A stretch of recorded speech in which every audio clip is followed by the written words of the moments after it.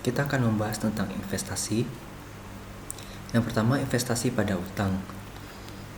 Ini ketika seseorang atau perusahaan membeli surat utang atau obligasi sebagai bentuk investasi. Kalau obligasi ataupun surat utang memang punya jangka waktu, kemudian suku bunga itu telah disepakati. Sebenarnya tidak hanya suku bunga yang tetap, suku bunga yang tidak tetap bisa juga. Contohnya, kalau ada suku bunga yang berdasarkan pergerakan SBI tapi dengan floating rate tertentu, itu berubah tuh tiap bulan. Tapi itu tergantung kebijakan dari pemberi atau penerbit surat utangnya. Ini bisa jadi alternatif investasi yang menarik karena resikonya sedikit lebih rendah daripada investasi pada saham. Tapi ini juga ada resikonya itu resiko kredit, yaitu ketika pihak yang memberikan obligasi malah tidak dapat memenuhi kewajibannya untuk membayar bunga maupun pokok pinjaman. Resiko ini dapat kita kurangi dengan cara memilih perusahaan atau lembaga yang menerbitkan obligasinya itu yang memang sudah kredibel, posisi ratingnya juga baik. Utang ini juga terkait dengan inflasi dan suku bunga.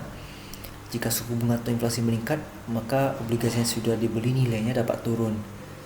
Makanya kita perlu memahami risiko sebelum investasi, harus cermat ya.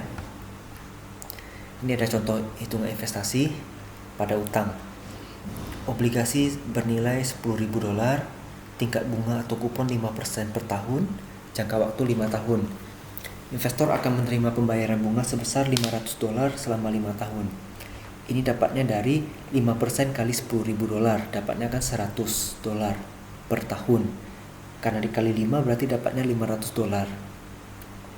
Setelah 5 tahun dia akan menerima pokok pinjaman sebesar $10.000. Jadi $500 per tahunnya itu dikali dengan 5 tahun jadinya $2.500. Pengembalian pokok pinjamannya 10.000.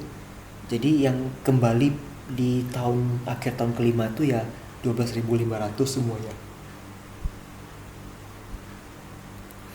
Ini adalah total uang yang akan kita terima. Tapi ingat, ini kan hanya hitungan biasa ya. Pada kenyataannya itu nanti kan nilai waktu dari uangnya berbeda. Jadi harus dihitung juga future value dan present value of money-nya. Kemudian investasi pada modal. Ya, selain kita bisa membeli surat utang, kita bisa beli saham juga. Kalau saham berarti kita jadi pemilik. Tapi kalau investasi pada utang, kita bukan pemilik, kita sebagai kreditur, kita yang memberikan pinjaman. Nah, ini kita bisa dapat dari kenaikan nilai saham dan pembagian dividen dari perusahaan. Kalau investasi pada utang itu bisa dapat kupon. Terus kita bisa jual juga surat utangnya di pasar sekunder apabila memang bisa diperdagangkan. Ini adalah contoh hitungan untuk investasi pada modal. Sebelumnya kita harus lakukan riset cermat dulu untuk berinvestasi di modal ini. Kita harus lakukan diversifikasi portofolio untuk mengurangi risiko dengan membeli saham dari beberapa perusahaan yang berbeda di berbagai sektor industri dan sektor. Ada pepatah yang mengatakan, don't put your all eggs in one basket. Jangan letak semua telurmu di satu keranjang yang sama, karena nanti kalau misalnya jatuh ya pecah semua telurnya kan. Jangan letak semuanya di satu sektor yang sama, tapi dibuat beberapa sektor, dipecah ke beberapa sektor, tujuannya supaya ketika satu sektor bermasalah, sektor yang lain tidak terlalu bermasalah ya. Nah, ini contoh capital gain. Harga beli saham dia awalnya 10, harga jual dia menjadi 12. Selama setahun ya, ada perubahan dari $10 menjadi $12 per lembar saham. Berarti dia ada keuntungan $2 per lembar. Karena dia punya 1000 lembar, berarti $2 kali 1000 dapatnya $2.000. Ini boleh kita kalikan dulu baru kurangin, atau mau kurangin dulu baru kalikan, itu sama. Rupanya selama dia memegang saham, dia juga dapat dividen 5% dari laba. Labanya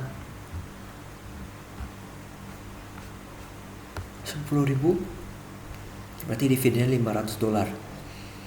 Capital gain 2.000, dividen 500, jadi total keuntungan dia 2.500. Tapi ingat ya, selain bisa kenaikan harga saham itu juga bisa turun, jadi itu ada resiko. Kalau dividen bisa dibagi, bisa tidak dibagi, itu tergantung rapat umum pemegang saham. Kan belum bisa kita prediksi kan, apakah akan bagi dividen atau tidak. Kemudian fair value, kita harus menilai harga suatu investasi itu pada harga wajarnya, supaya kita tahu apakah kita membeli suatu investasinya ini pada harga yang diskon atau pada harga premium. Ini baik investasi pada portofolio, pada saham, pada utang itu sama, perlu dinilai fair value-nya. Jadi harus dilakukan riset dulu. Ini ada contoh hitungan sederhana. Harga pasar 100. Fair value-nya dianggap 120. Dia akan bagi dividen $8. Ini pakai metode Gordon. Dividen dibagi dengan tingkat pengembalian diharapkan dikurangi dengan growth. Ini sudah ada datanya, hasilnya 100. Nilai intrinsiknya adalah 100, sedangkan harga wajarnya adalah 120. Berarti harganya kemahalan $20 per lembar saham. Ya, mau dibeli atau tidak itu tergantung keputusan dari investornya. Yang jelas kalau dari hitungan matematis seperti ini mengatakan harganya kemahalan gitu ya. Ini ada contoh lain. Ini pakai metode WACC dan diskon arus kas atau discounted cash flow. Ini pakai konsep present value dan future value. Lihat ini rumusnya kan. 1 tambah R pangkat N. Ini berarti sampai tahun kelima ini.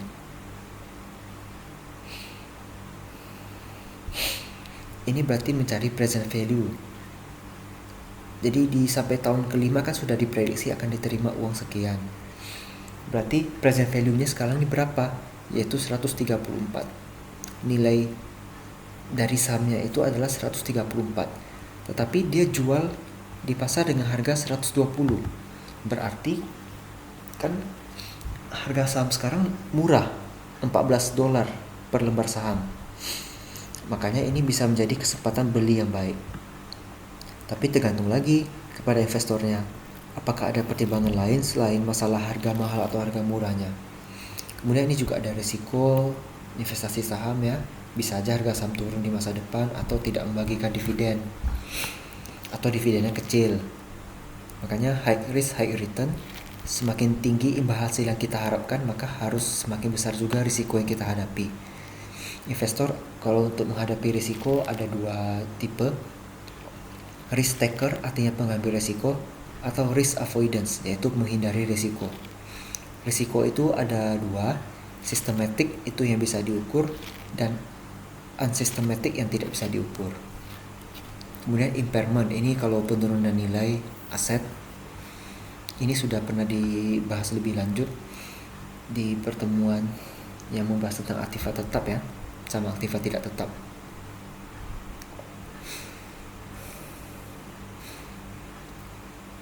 Ini ada peralatan produksi harga 10 miliar, namun nilai pasar itu hanya ada 6. Jadi 4 miliarnya harus dibuang ya, atau disisihkan, dilakukan impairment namanya. Jadi kerugian karena impairment 4 miliar dan nilai aset tetapnya berkurang 4 miliar. Kemudian reklasifikasi, ini kalau kita memindahkan akun.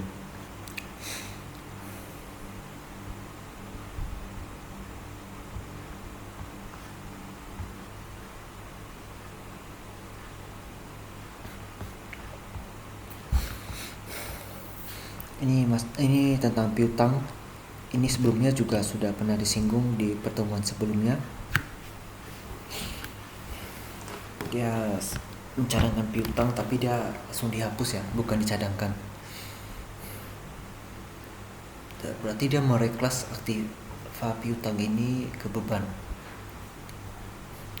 Tapi sebenarnya reklasifikasi ini contoh lainnya seperti ketika kita membangun rumah misalnya, paling tidak butuh 6 bulan ya kalau untuk rumah 1 lantai. Nah, Di bulan pertama mungkin keluar biayanya 100 juta. Bulan kedua keluar uangnya 150 juta. Nah, misalnya kalau uang 100 juta di bulan pertama ini langsung kita jadikan aktiva, maka itu harus langsung disusutkan. Padahal bangunan belum jadi. Makanya 100 juta di bulan pertama, 150 juta di bulan kedua, sampai biaya-biaya sampai rumah itu selesai di bulan ke-6, itu dikumpulkan di satu akun dulu, namanya bangunan dalam penyelesaian. Ketika benar-benar sudah selesai, misalnya biayanya semuanya 650 juta, itu yang baru kita reklasifikasi ke aset tetap bangunan. Supaya mempermudah perhitungan juga, karena ditampung di satu akun, kemudian nilai penyusutannya juga bisa lebih rapi. Kemudian derivatif, ini produk turunan dari suatu investasi ya. Ini untuk mengurangi resiko, ada fluktuasi nilai aset, terus mengambil keuntungan dari pergerakan pasar. Di sini ada future, option, swaps, dan pada dasarnya sama, itu semuanya adalah lindung nilai. Futures itu untuk komoditas, option untuk saham, swaps juga harusnya untuk saham ya. Kemudian ada hedging, itu untuk nilai tukar mata uang asing. Ini ada contoh futures. Kita beli dengan harga 100 ton dengan harga 10 juta.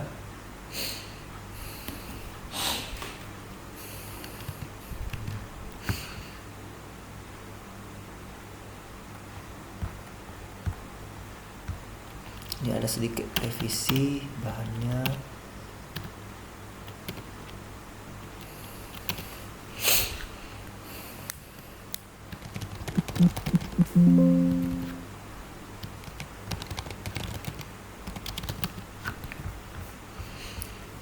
Ini futures tadi ya.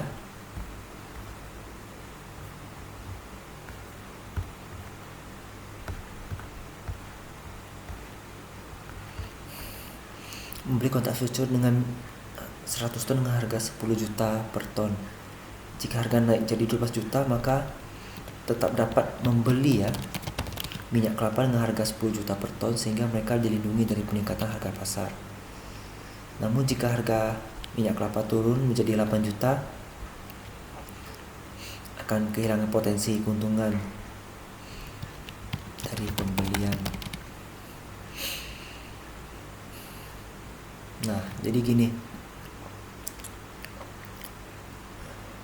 Ketika harganya menjadi 12 juta, dia kan sudah dikontrak futures, sudah dikunci harganya di 10 juta.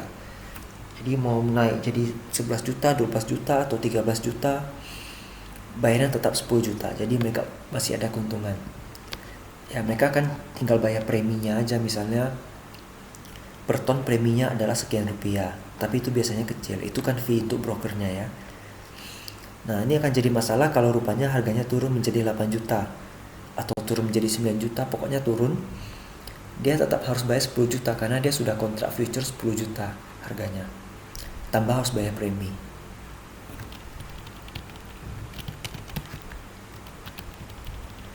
Jadi untuk pembelian future ini memang harus dipertimbangkan dengan matang ya. Kalau memang kita yakin harganya akan naik, ya boleh kita beli. Ya, kalau mau trading komoditas juga bisa pakai cara seperti ini ya. Kemudian ada options. Option ini sama nih untuk saham. Di pertemuan sebelumnya juga sudah sempat dibahas lebih lanjut ya. Intinya untuk lindung nilai harga saham. Kemudian hedging ini sama tapi untuk kurs. Nah, ketika kursnya naik menjadi 15.000, dia tetap bayar 14.500 kursnya, karena dia sudah dikontrak hedging dengan harga 14.500. Jadi ada potensial 50 juta keuntungannya. Nah, kurangi dengan biaya premi per dolarnya berapa. Nah, jadi untuk future, option, swaps, hedging itu pada dasarnya tetap sama lindung nilai dari aset investasi kita ya. Ini bisa dipakai untuk perdagangan dan juga bisa untuk trading. Tapi ingat, setiap ini semuanya ada risiko. Melindungi nilai itu bukan berarti membebaskan risiko, tetapi hanya mengurangi risiko.